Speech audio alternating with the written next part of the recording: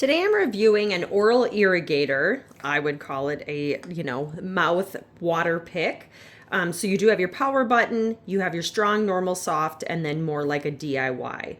And so the purpose, of course, is to spray water in the mouth. And you do have the several different picks. You've got this more of a scoop. This one looks like a little bit smaller hole. The angles are just a little bit different on all of these, and so I'm going to go ahead and try this one, and we're going to go ahead and just pop it into place. Looks like it goes in on the side there, so you can kind of see how that looks.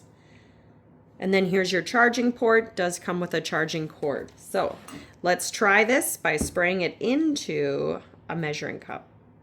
So I discovered at this point that you do need to twist that top into place before you spray it. So you can kind of see that power. That's pretty crazy. Just know where your power button is so you can shut it off.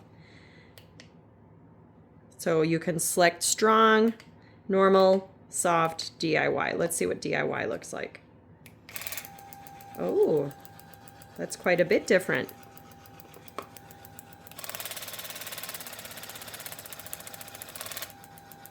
So yeah, the DIY is definitely a nice soft one. I'll go soft.